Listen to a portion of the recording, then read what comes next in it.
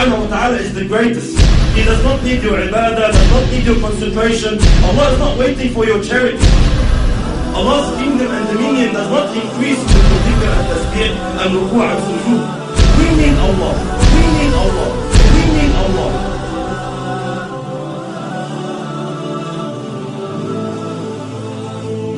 The issue of salat, the problem that we are facing with salat is that salat has to do with spirituality. It has to do with feelings that come through your heart and thoughts that come through your mind. A successful Muslim, like Allah subhanahu wa ta'ala says, قَدْ أَفْلَحَ الْمُؤْمِنُونَ الَّذِينَ هُمْ فِي صَلَاتِهِمْ خَاشِعُونَ. Verily the believers are successful, they are the ones who have khusuk in the salat. They pray properly, they stand before Allah subhanahu wa ta'ala properly. A crucial step, a crucial cornerstone in achieving this target is to know who you're standing in front of. Who are you speaking to? Which words are you reading? These feelings, this set of feelings, they have to come through your heart, and the more they take you on, the more they are in your heart, the better your salat is. And the weaker these thoughts and feelings come to your heart, the weaker your prayer is. Most of us, my brothers and sisters, when we stand in our salat, we are daydreaming. That's the honest truth. 90% of us, we're daydreaming in our salat. We're not even thinking of what we are supposed to think about. The thought of thinking of something doesn't exist. Why? Because the intention is not there, the strength is not there, the understanding is not there. This is why briefly, inshallah, what feelings, what emotions must come through our hearts standing before Allah subhanahu wa ta'ala? How can we assist? How can we basically amplify these feelings? Number one, knowing who Allah subhanahu wa ta'ala is. Who am I talking to? Who am I standing in front of? Allah subhanahu wa ta'ala, my brothers and sisters, does not need us. Allah subhanahu wa ta'ala is the greatest. He does not need your ibadah, does not need your concentration. Allah is not waiting for your charity. Allah's kingdom and dominion does not increase with your dhikr and tasbih and ruku' and sujood. We need Allah. We should be honored. Every single one of us, the second you make takbir, the second you say Allahu Akbar, should be honored. That Allah subhanahu wa ta'ala has allowed you a window of opportunity to speak to Him, to stand before Him. This is why the ulama say, whoever wants to talk to Allah, he should pray. You want to talk to Allah, start praying. When you're praying, you are directly, with no barriers, with no intermediaries, with no interpreters, you are speaking to your Lord, your Creator. This is why very, very important that we realize who we're talking to, my brothers. It's a small brief hadith. You know, Allahu Akbar, the understanding we should have who Allah subhanahu wa ta'ala is. Muhammad sallallahu alayhi wa sallam says in the authentic hadith, أَطَّتِ السَّمَاء وَحُقَّ لَهَا أَن طَئِتْ. The heavens have squeaked. You know, when you jump on a horse or a camel, the saddle makes a squeaky noise from the weight. أَطَّتِ السَّمَاء وَحُقَّ لَهَا أَن طَئِتْ. The heavens have squeaked, and they have a right to squeak. مَا فِيهَا مَوْضَعْ أَرْبَعَ أَصَابِعَ. Our Prophet is saying, our teacher is saying, sallallahu alayhi wa sallam, there's no space of 4 fingers in all this universe, إِلَّا وَمَلَكٌ سَاجِدٌ لِلَّهِ تَعَالَى, except that there is an angel who has prostrated his head before Allah subhanahu wa ta'ala. Every 4 fingers, billions and billions of angels, billions and billions of creations of Allah are continuously praising Allah subhanahu wa ta'ala. Allah subhanahu wa ta'ala says, تُسَبِّحُ لَهُ السَّمَوَاتُ السَّبْعُ. The 7 heavens and what it contains, and what is in there. تُسَبِّحُ لَهُ السَّمَوَاتُ السَّبْعُ وَالْأَرْضُ, and the land, وَمَنْ فِيهِنْ, and everyone inside it, and everyone within the boundaries. تُسَبِّحُ لَهُ السَّمَوَاتُ السَّبْعُ وَالْأَرْضُ وَمَنْ فِيهِنْ وَإِن مِّن شَيْءٍ إِلَّا يُسَبِّحُ بِحَمْدِهِ وَلَكِنْ لَا تَفْقَهُونَ تَسْبِيحَهُ.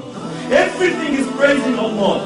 Rock, land, tree, whatever it is praising Allah, glorifying Allah. وَلَكِنْ لَا تَفْقَهُونَ تَسْبِيحَهُ إِنَّهُ كَانَ حَلِيمًا غَفُورًا. But you don't understand, you don't comprehend the praise, you can't hear the praise.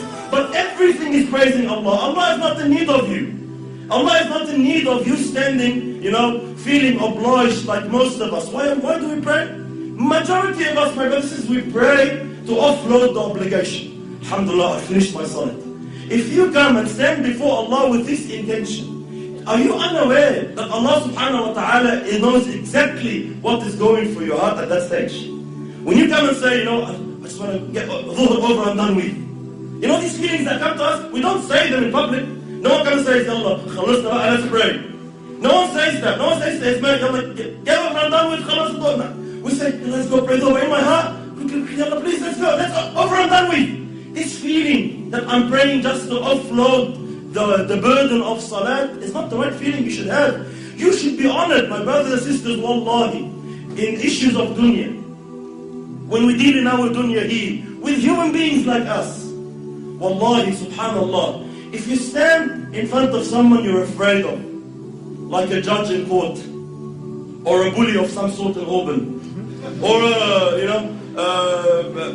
a president, a prime minister, an ASIO agent, wherever you stand in front of, what happens to you naturally, without no motivation, without no one to have to give you a 7-step course on how to fear him, naturally speaking, subhanallah, your heart starts pounding. You feel something. When you stand in front of the judge and he's about to announce the decision whether you'll got 15 years in jail or not, your heart starts pounding naturally. No one needs to give you a course. Why? Because we are aware who this person is. I know who he is. I know what authority he has. I know what he can do. I know what he can decide now. He can wreck my life. And because I know this, naturally the feeling, the emotion comes naturally. The problem is when we deal with Allah, these feelings do not exist. You stand before Allah and you're daydreaming. We all know Allah knows what's in your heart. يَعْلَمُ السِّرَّ وَأَخْفَى. But it does not move anything in you. Every blue moon, every now and then, maybe in Ramadan when you're feeling down, something that, you're going through trouble with your family, you want to get married, you get some emotion. Other than that, our salat is just far off where it should be. Why? We are unaware who you are standing in front of. The understanding that Allah now subhanahu wa ta'ala has allowed you to speak to Him. Wallahi, my brothers and sisters, wallahi, we see Muslims in this dunya, they get to meet a sinner. Let's say an actor or an actress or a pop star of some sort. And they are so overwhelmed by the fact that they had an opportunity to get his signature or her signature. They're just so overwhelmed. They would say, they'll be speechless. I'm actually standing in front of you, I can't believe it. And they will be so, they'll be so touched that, he's allowed them 5 minutes of his time. We have these feelings with mashayikh even. Sometimes the super sheikh comes from overseas and we find all the boys and they're, Allah Akbar, I'm giving him salam, I can't believe it. Subhanallah, every time I see such a situation, it always reminds me of Allah. Subhanallah, who is this person? Regardless, all ranks preserved. Who is this person? The Shaykh once said, imagine if you were to meet Muhammad sallallahu alayhi wa sallam, what would you feel? Imagine if Rasulullah said, I'll give you 5 minutes of my time, come meet me. What would you think? Would you daydream? Would you be sitting with Rasulullah thinking of your wife? Would you be sitting in front of Muhammad sallallahu alayhi wa sallam thinking about work? No way on earth. Why? Prophet of Allah is here. You'll be taken. You'll be absorbed in the discussion. But subhanallah, we stand before Allah every day 5 times daydreaming. Why? We are unaware who Allah subhanahu wa ta'ala is. And how patient is Allah? How merciful is Allah subhanahu wa ta'ala, my brothers? Imagine Allah subhanahu wa ta'ala knowing, seeing what's in your heart. He gave you everything. He gave you the wife you're busy with. He gave you the husband you're busy with. He gave you the job you're thinking of. He gave you everything you're thinking about that's distracting you from Him. And He knows that, and He is patient with you. He is Halim subhanahu wa ta'ala. He still accepts you. He still allows you. Subhanallah. Imagine a prime minister allows a peasant to come and meet him for 5 minutes. Says, alright, you have problems, come. I'll allow you to meet the prime minister. But the peasant comes, he enters the office, and he starts playing with things around in the office, forgets about the prime minister. What will happen to this guy? He'll be banned. You will never ever have a chance to meet the Prime Minister again. Why? You're an idiot. We allowed you the chance, we opened the door for you, and you don't want to present your situation. You don't want to say anything. You get busy with something else. Why did you come? Likewise, imagine Allah subhanahu wa ta'ala, the King of Kings, 5 times a day allows you an opportunity to speak to Him, to complain to Him, to beg of Him, to ask of Him, and you are daydreaming. And Allah subhanahu wa ta'ala still allows you. Allah doesn't ban you. Allah doesn't say, this guy is disrespectful. No, Allah is patient.